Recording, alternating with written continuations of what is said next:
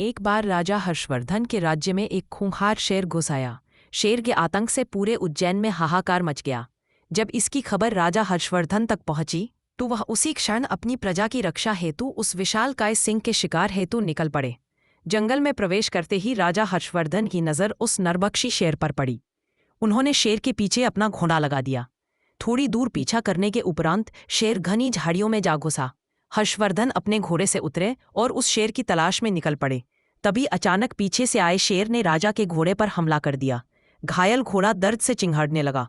हर्षवर्धन ने शेर की तरफ बढ़ते हुए तलवार के एक ही वार से उस विशालकाय शेर को धराशायी कर दिया। घायल शेर वहां से भाग खड़ा हुआ। घोड़ी के घाव से बहता रक्त देख हर्षवर्धन उसे पास ही मौजूद एक नदी के तट पर ले आए, परंतु अत्यधिक रक्त बह जाने के कारण घोड़े ने दम तोड़ दिया। जंगल में अंधेरा बढ़ने लगा, इसलिए हर्षवर्धन ने आगे बढ़ना उचित नहीं समझा और वे पास में ही मौजूद एक वृक्ष के नीचे बैठ गए। तभी कुछ क्षणों बाद उन्होंने देखा कि नदी में कुछ हलचल हो रही है। नदी में तैरता हुआ एक शव आ रहा है और उस शव को एक तांत्रिक और एक पिशाच ने पकड़ा हुआ है। दोनों आपस में झगड़ रहे हैं। वे दोनों झगड़ते झगड़ते किनारे आ पहुंचे। दोनों उस शव पर अपना अपना अधिकार जता रहे थे। तांत्रिक का कहना था कि ये शव उसने तंत्र साधना के लिए पकड़ा है और पिशाच उस शव को खाकर अपनी भूख मिटाना चाहता था। दोनों में से कोई भी अपना दावा छोड़ने को तैयार नहीं था। हर्षवर्धन को सामने देखकर दोनों भागकर उनके पास आ पहुंचे और बोले, हे राजन, आप न्याय करो कि इस शव पर किसका हक है। हर्षवर्धन ने कहा, तुम दोनों को न्याय के लिए शुल्क अदा करना होगा। तांत्रिक ने उन्हें एक चमत्कारी बंटवा दिया जिससे मांगने पर वह कुछ भी दे सकता था। पिशाच ने उन्हें मोहिनी काष्ठ का टुकड़ा दिया जिसका चंदन घिसकर अदृश्य हुआ जा सकता था। हर्षवर्धन ने पिशाच को भूख मिटाने के लिए अपना मृत घोड़ा दे दिया और तांत्रिक को तंत्र साधना के लिए शव। इस न्याय से दोनों बहुत खुश हुए और संतुष्ट होकर चले गए। रात घिराई थी और हर्षवर्धन को जोरों की भूख लगी। उन्होंने बटुए से भोजन मांगा तो तरह तरह के व्यंजन उपस्थित हुए और उन्होंने अपनी भूख मिटाकर मोहिनी काष्ठ के टुकड़े को घिसकर अदृश्य हो गए। अब उन्हें किसी भी हिंसक वन्य जंतु से खतरा नहीं रहा। अगली सुबह उन्होंने पिशाच का स्मरण किया और अपने राज्य की सीमा पर पहुंच गए। उन्हें महल के रास्ते में एक भिखारी मिला जो भूखा था।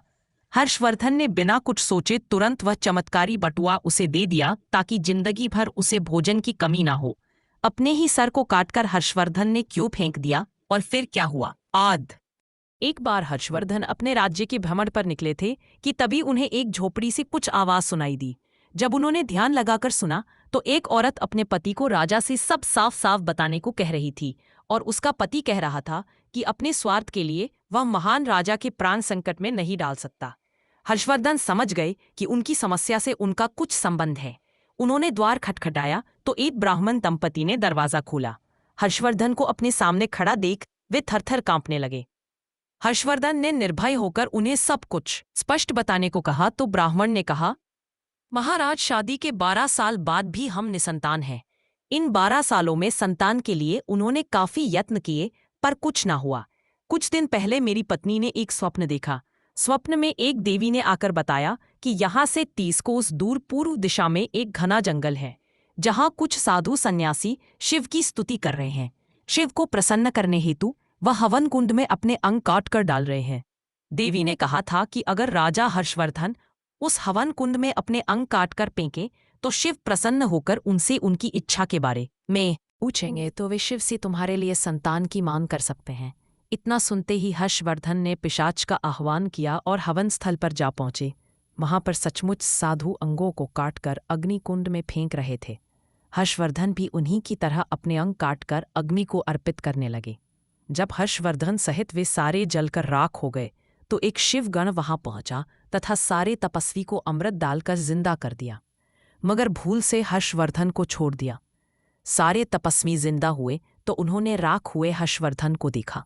सभी तपस्वी ने मिलकर शिव की स्तुति की तथा उनसे विक्रम को जीवित करने की प्रार्थना करने लगे। भगवान शिव हर्षवर्धन के परोपकार तथा त्याग की भावना से काफी प्रसन्न हुए और उन्हें जीवित करके उनकी प्रार्थना स्वीकार कर ली। कुछ दिनों बाद ब्राह्मण दंपत्ति को पुत्र रत्न की प्राप्ति हुई। दोस्तों, यह कहानी आप लोगों को कैसी लगी? कमेंट में ज़रूर बताएं। अगर कहानी अच्छी लगी हो तो कृपया वीडियो को एक लाइक और चैनल को सब्सक्राइब ज़रूर करें। वीडियो को पूरा देखने के लिए आपका धन्यवाद। मिलते हैं एक और नई कहानी के साथ। तब तक के लिए अलविदा।